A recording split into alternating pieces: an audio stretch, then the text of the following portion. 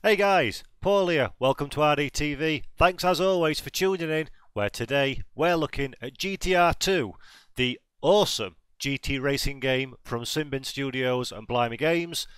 Released back in 2006, it was the official FIA GT Championship racing simulation and is still very much revered today by sim racing fans as potentially the pinnacle of sim racing in its day. And what we want to know is, does it still stand up to the test in 2019? Stay tuned to find out.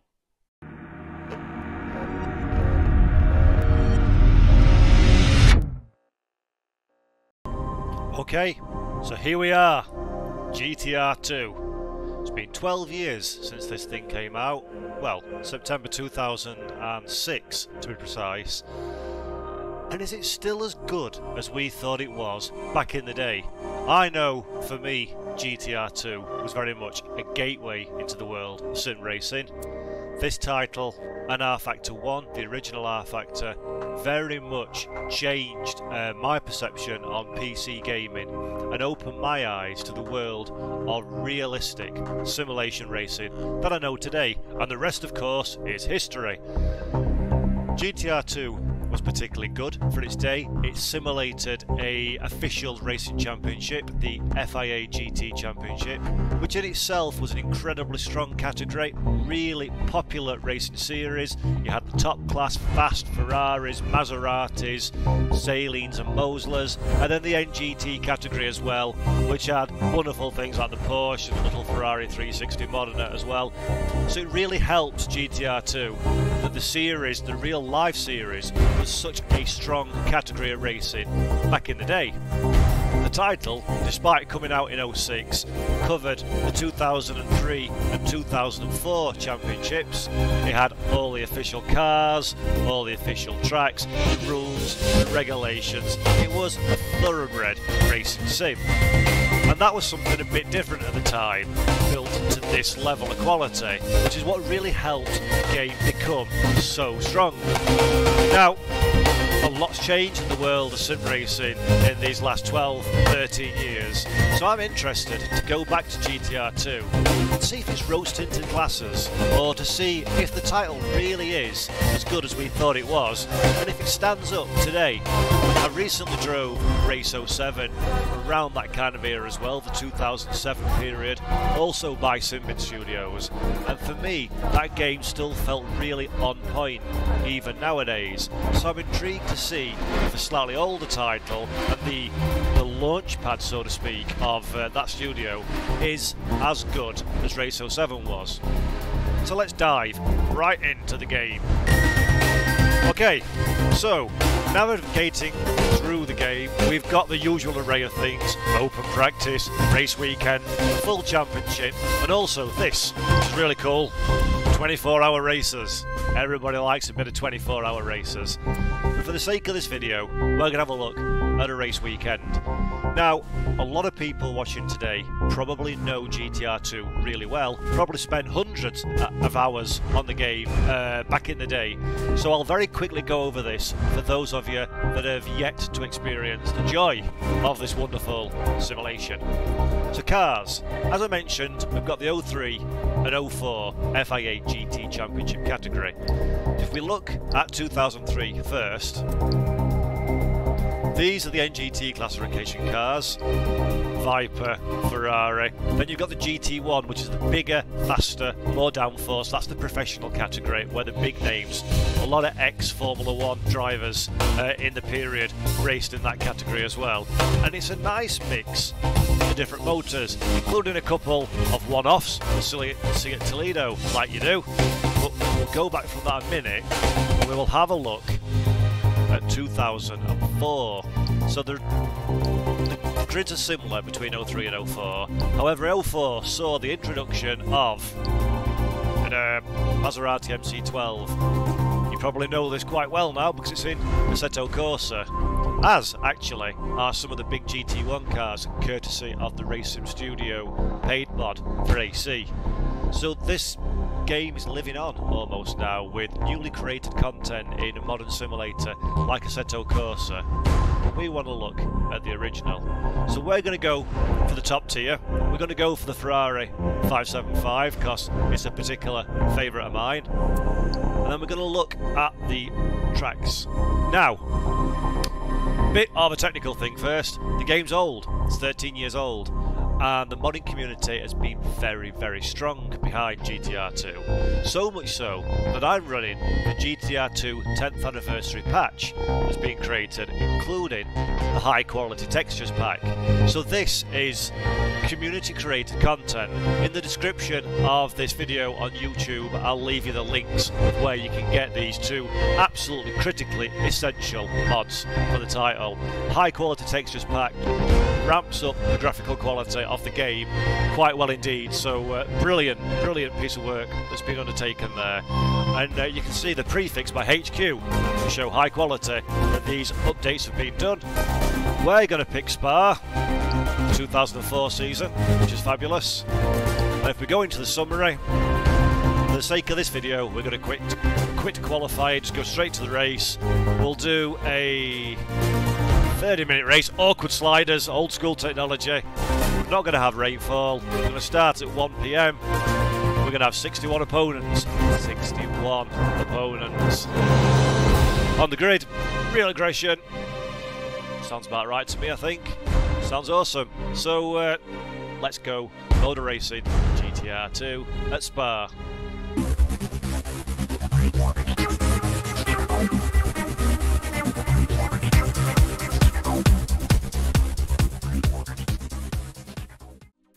Okay, we're on the grid, we're ready to go motor racing. You can see the flyover before we start, some beautiful cars on the grid, of which these have been recreated for Assetto Corsa as scratch-built models by the Race Sim Studio modding team. That's a paid mod for AC, but they've done a brilliant job bringing the top tier category to life in that sim, so highly recommend you check those out. But enough of that for now.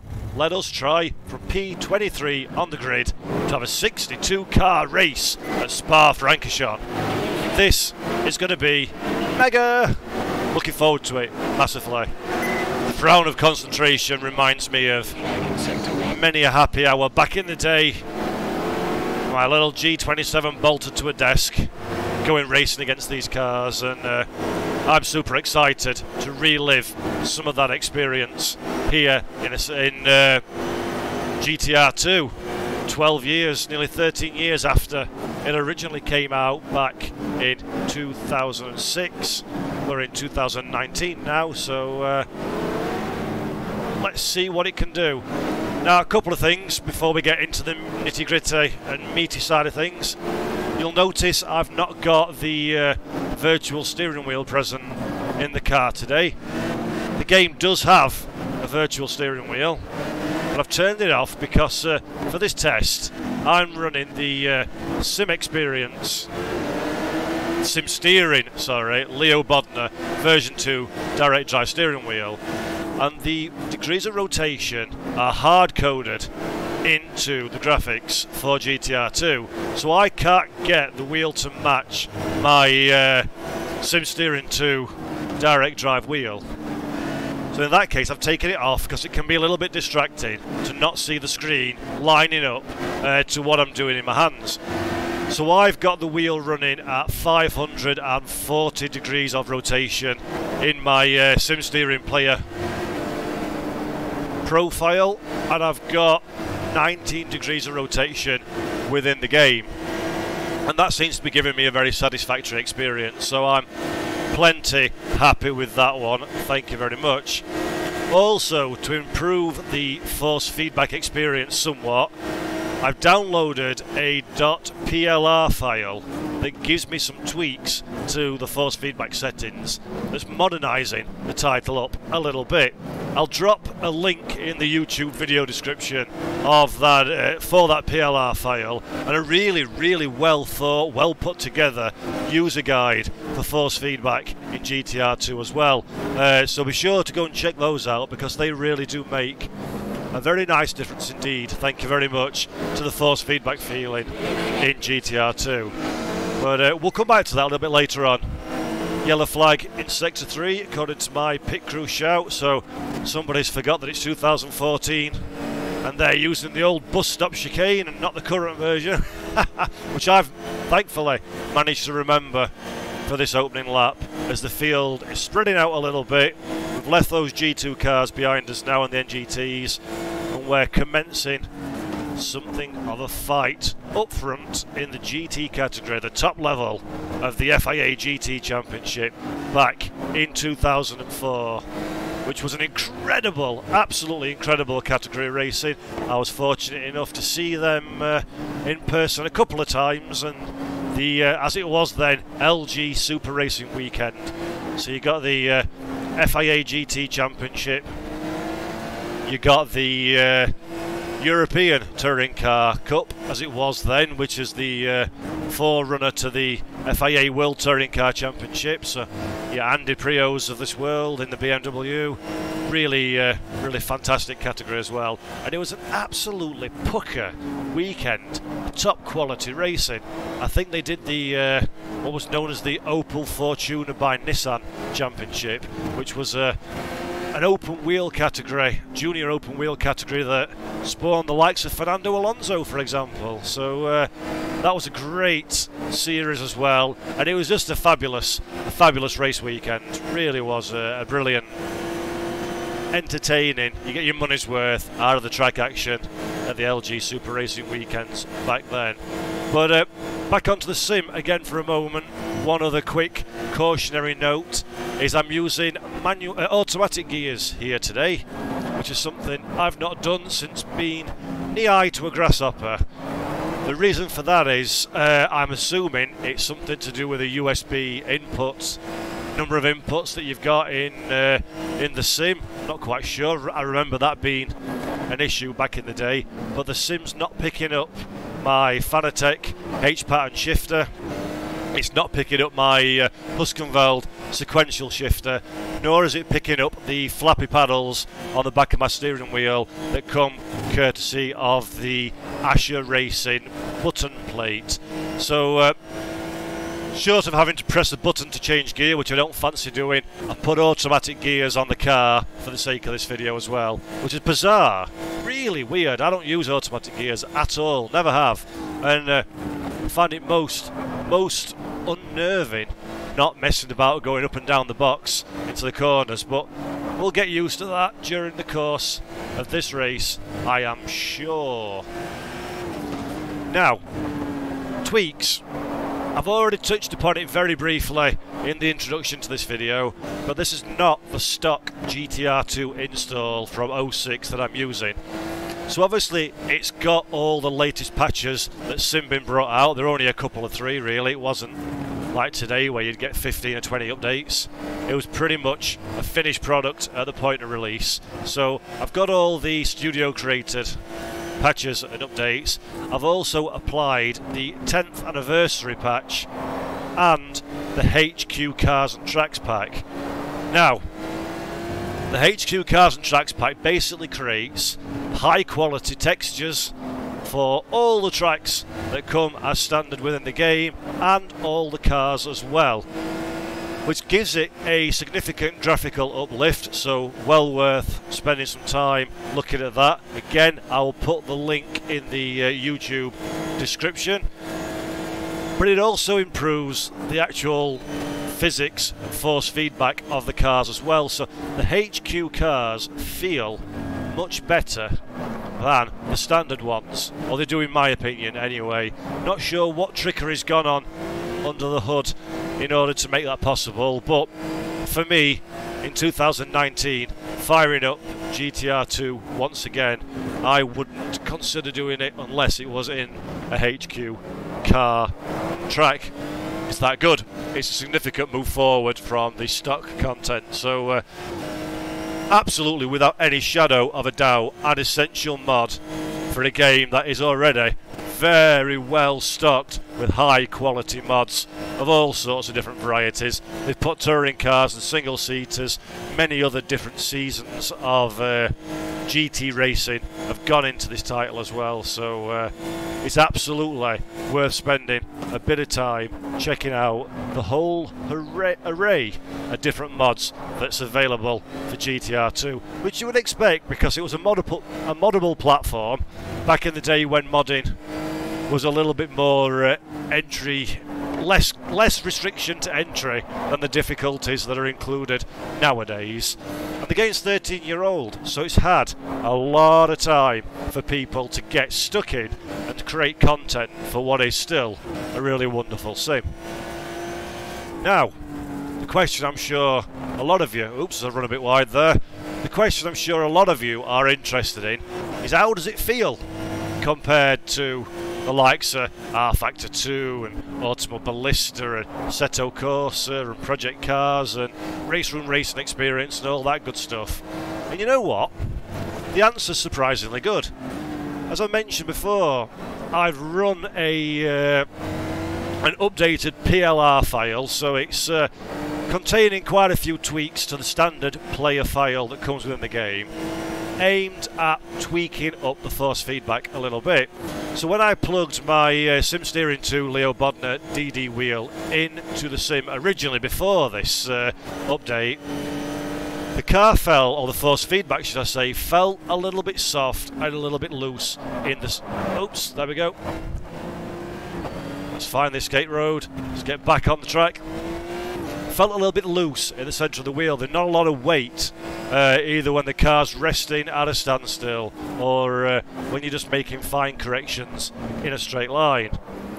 That's one of the most noticeable things that have been rectified straight away. So already the car's feeling really heavy on the wheel at any point, either when it's under load in a corner, when it's having a bit of downforce effect taking place, or when I'm just going in a straight line. If I just wobble the car now, there's a nice feeling of weight and resistance in the wheel straight away. And for me, that was by far and away the biggest bugbear of the as default force feedback with this wheel. And according to the write-up on the blog posting where I got the PLR from, which you can read yourself, as I say, excuse me, in the description, there's a lot more than just that has gone under the hood to investigate when creating this PLR file. So we've got a lot more in the way of feeling of what the car's doing over the track surface, into the different bits of trackside furniture like the curbs and the grass and the gravel and all that good stuff. There's a lot more weight transfer, attention to detail gone on. You can feel the suspension quite a bit more than you can standard force feedback settings for this game, and it's brought the game alive, to be honest.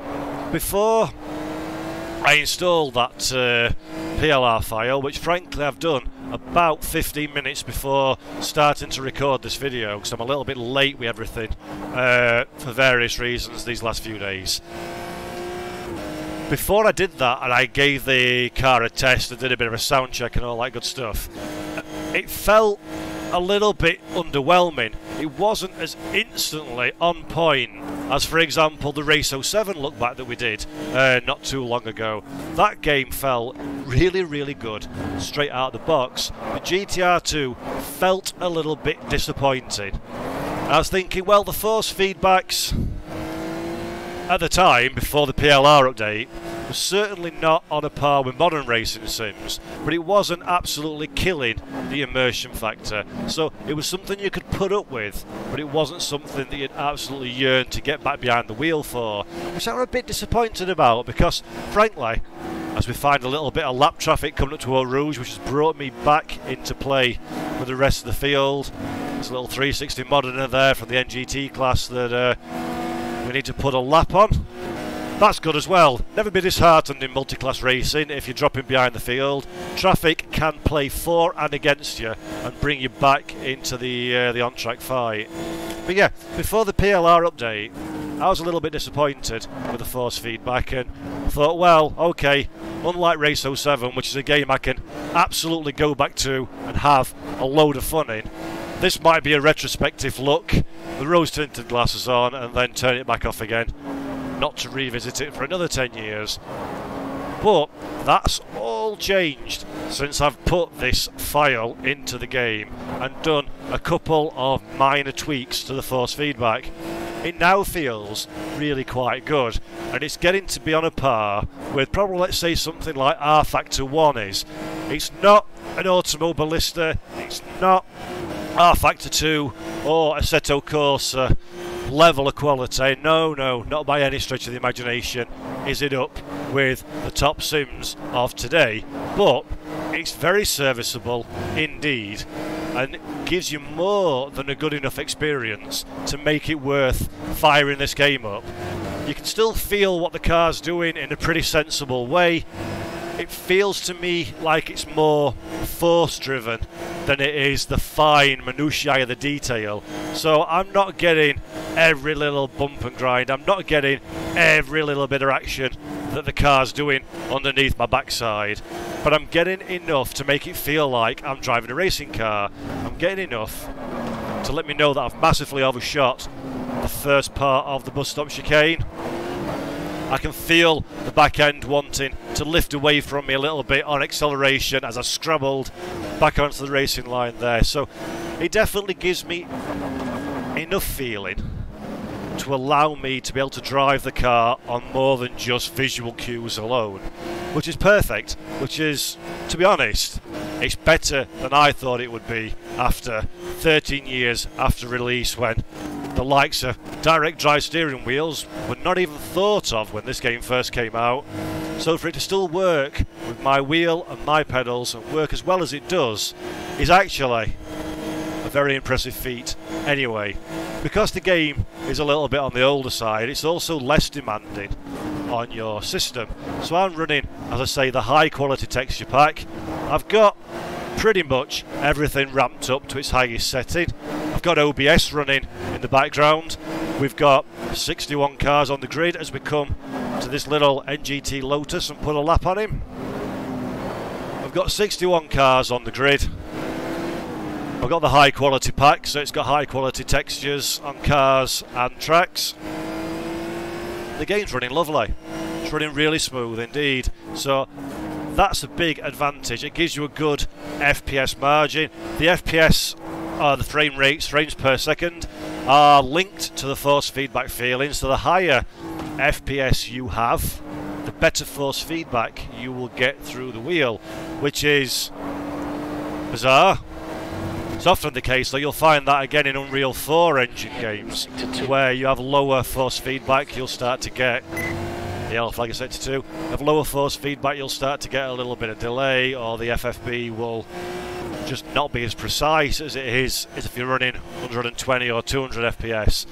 And it's the case as well in GTR2. But because the game's not quite so demanding, I've turned it up because I want it to look good on this video. But I dare say if I wanted insane frames per second, I could turn 2 or 3 things down. I could make it so I've not got 35 cars visible at any given time like I have at the moment, as we do a little bit of Larry lappery.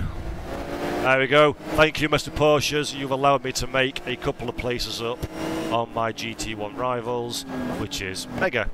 Yeah, you could turn a few things down and really get yourself ridiculous frames per second, and then all those problems go away. So that's, again, just user preference, how much you weight performance and potential force feedback against how much weight you apply to having as shiny as possible graphics on a sim that, frankly, is 13 years old, so it's never going to be the next Project Cars 2.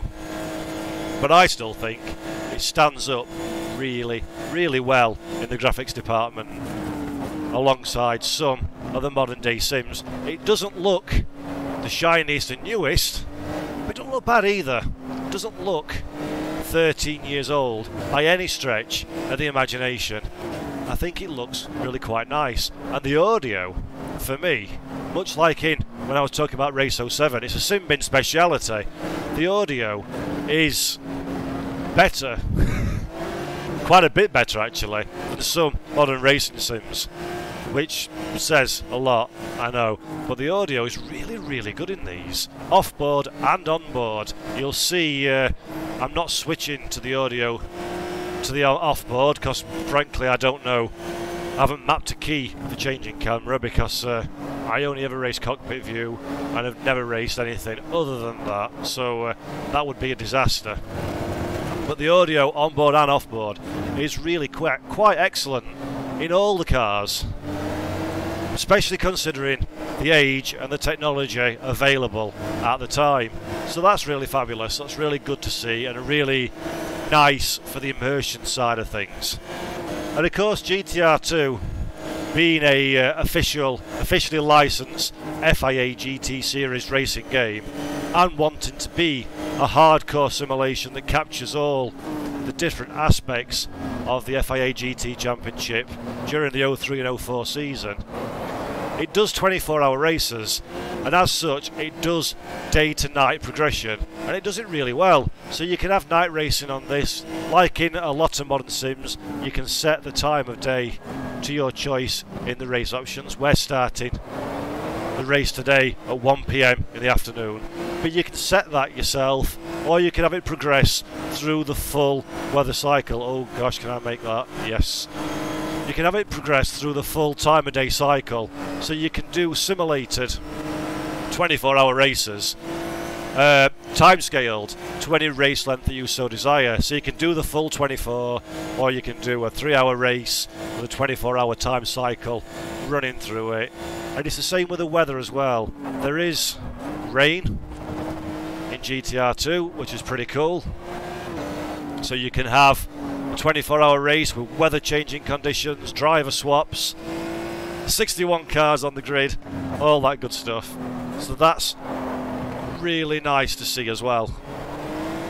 And something that is not always available in modern racing sims either. So it's nice to see that even back then, even back in 2006, that was something that the developer considered to be important enough to include in their racing title, which is really, really cool, and I'm really glad to see it. And it works quite well as well.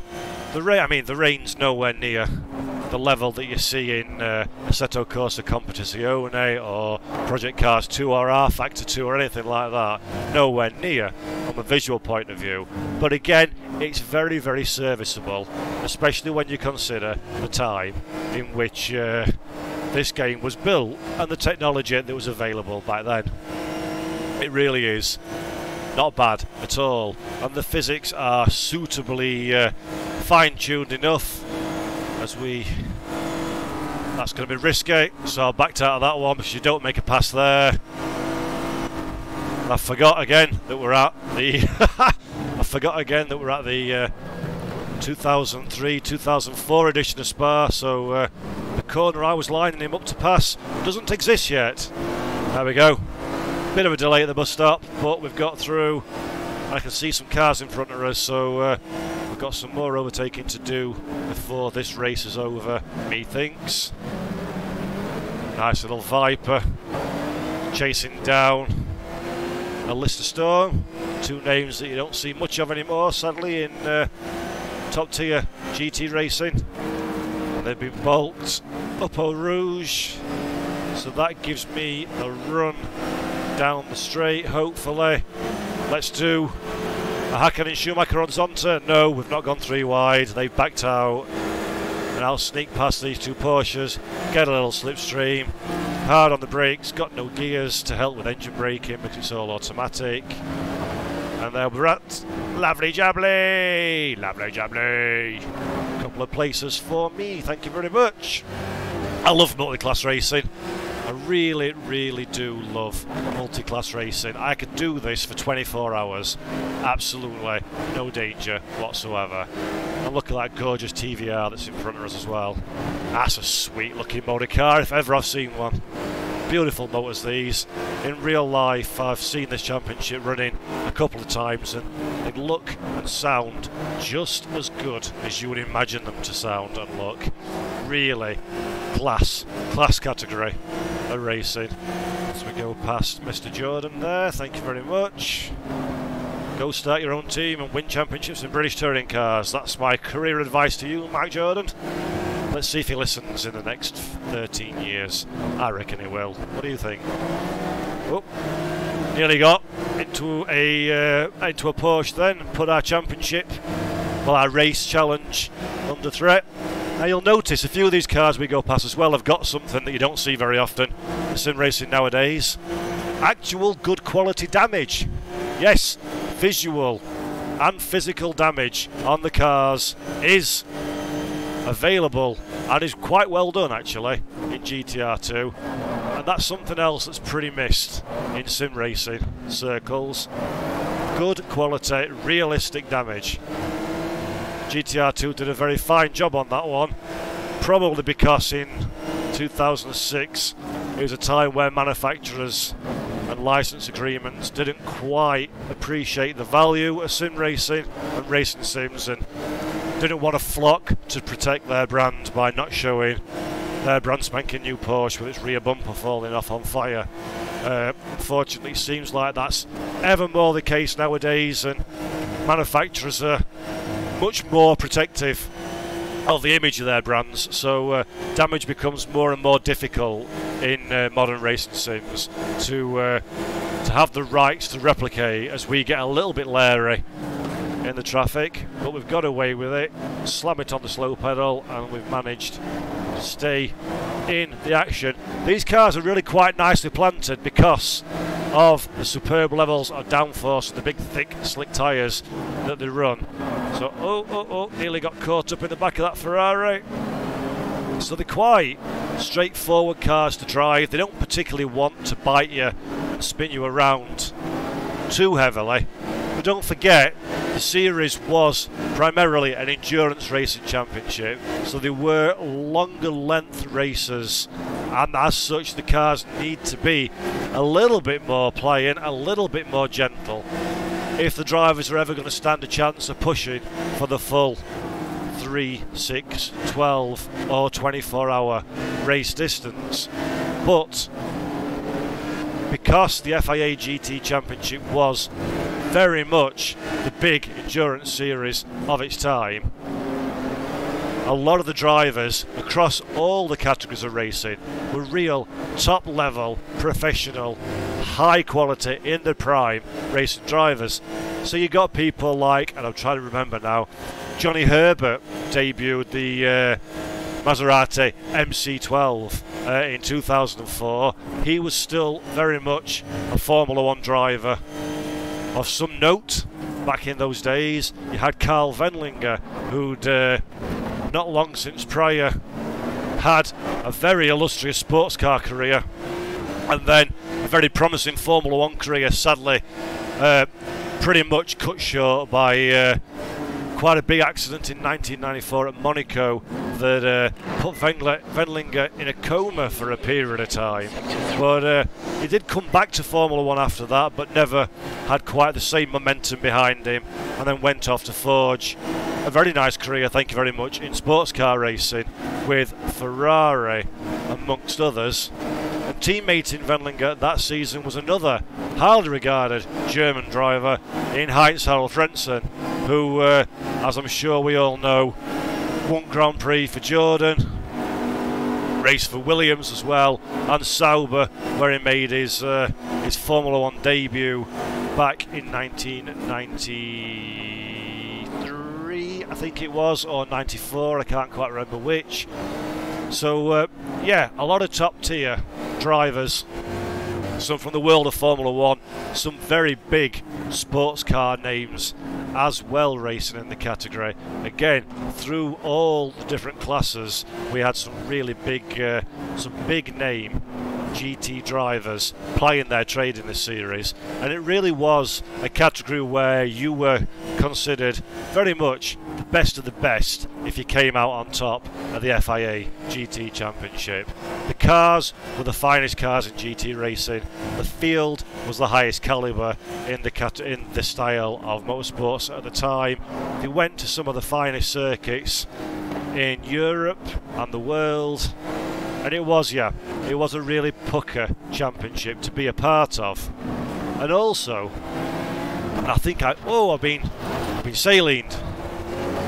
It's okay, we got away with that one, luckily, just. It was also a great series to attend as a spectator as well. I talked about this at the beginning of the video, but the LG Super Racing Weekend was I think at the time, if memory serves me correct, they're about 30 quid it cost to get in. 30 UK GBP. And for that you got a full day of not one but two really top quality series. The FIA European Touring Car Championship, which was the year before it became the World Touring Car Series, was an absolutely fantastic racing spectacle as well. So great times peeps, to be a motorsport fan. And it makes me wonder what the proposed FIA regulations for WEC, where they're looking at bringing back this hypercar, supercar concept for their top championship, like it used to be in the GT1 days. Very excited to see what that ends up like, because if it's harking back to the days of this, then yeah, good times. So, what else can I talk about the GTR2 and how it compares to modern day standards? Well, I think it's worth giving it a bit of a summary. I'm not sure how long I've got left in this race to talk, so I'll start wrapping things up, and then we'll see if the checkered flag falls. I've taken the UI. There is a HUD, heads-up display. There is a pretty tame, to be honest, heads-up display available in the game. It gives you things like gear in and revs, fuel usage, positions, lap times, all that good stuff. But personally, I tend to take all that off when I'm not in a league racing environment, because I like to see what the driver would see, basically. And if it's not represented on the dashboard display within the car, then I don't want to know about it, because the real world drivers wouldn't have it either, so it's no good to me. Thank you. But it does have all that fancy stuff. It's a little bit low res, but it does the job. It tells you what you need to tell you. So it's got the same things that modern racing sims have, which is nice. Personal preference, absolutely, whether you want that kind of thing on your racing sim. Oh, I forgot to slow down for that. See, if I'd have had manual gears, I could have chucked it down a gear, but I'm reliant on the computer to decide for me when is a good time to shift gears. We're in the top 10 now, which is nice. So I think there's 23, 24, something like that, GT1 cars in this field, so more than halfway up the grid. That'll do me for a first time back in sim for a whole number of years. And I really like it. I'm really enjoying GTR2. It stands up, in my opinion. It stands up. It's not as good in many respects as a lot of the modern sims, so the force feedback and the physics aren't to the same level as some of the current modern racing sims out there. It's not a million miles behind, but it's certainly not up to that level, in my opinion. The graphics aren't as shiny as some of the sims out there, but they're not bad at all, especially when you've got the HQ pack installed. I mean, that Porsche, there you go, that model's not bad at all, is it? And the tracks look nice and realistic. They're not laser scanned, but as laser scan wasn't really a thing back then. But the quality, it's made by the Simbin guys, the same people that do Racer and Racing Experience, so they've always been absolutely bang on the money in terms of track quality. So I've raced a laser scan version of Spa-Francorchamps before, of course, because I've got Assetto Corsa and iRacing, and this doesn't feel wildly different by any stretch of the imagination from that. So the accuracy of the tracks is really good. The detail that's applied to them as well to give it the proper FIA GT Championship vibe from the time is all really good. The whole package is well put together. The UI's nice. Oops. That's could have been Larry, that, but we got away with it. The whole thing's just really well done. It does not show, it shows age, but it doesn't show, in my opinion, 13 years worth of age. It feels like a game from 4 or 5 years ago, with the updates that we've mentioned applied and the tweak to the force feedback. that I've put on the the controller profile panel, it feels like a little bit older, but not much older than the modern titles that are out there now. So I suppose the easiest thing to say is, if I wasn't making this video and I wanted some sim racing fun, would I fire GTR2 up, and would it satisfy my urge? Yes. Categorically, yes it would. And there we go, peeps. Wasn't a bad time to summarise that, were it? Race is over. Yep, it would satisfy my urge perfectly. It's still, for me, one of the ultimate offline racing sims. If you want to do a season of FIA GT racing from 03 or 04, this is amazing. It does the full championship season thing so much better than most of the sims that are out there now. Absolutely fabulous. The feeling behind the wheel is really solid and weighty. It tells you enough about what you need to know to be able to drive the car with some semblance of competence. The AI are really quite good actually. Again, better than some modern sims.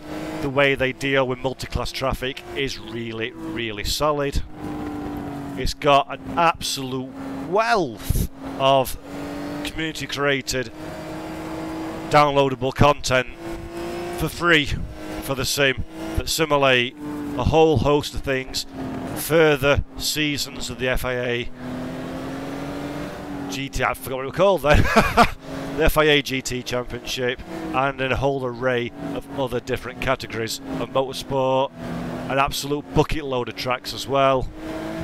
There's a lot of knowledge and information about how to get the most from your sim, from force feedbacks, graphics, performance, all available there for you to have a look at on the internet if you just do a bit of looking around. It sounds absolutely superb. The audio is fabulous. The richness of the content that comes as stock is very high. It's my kind of thing. It's very enjoyable. So yeah, in answer to the question that I posed to myself, is GTR2 still up there, good enough to be on people's everyday playlist? Without any shadow of a doubt, the answer to that would be yes. Hope you've enjoyed the video.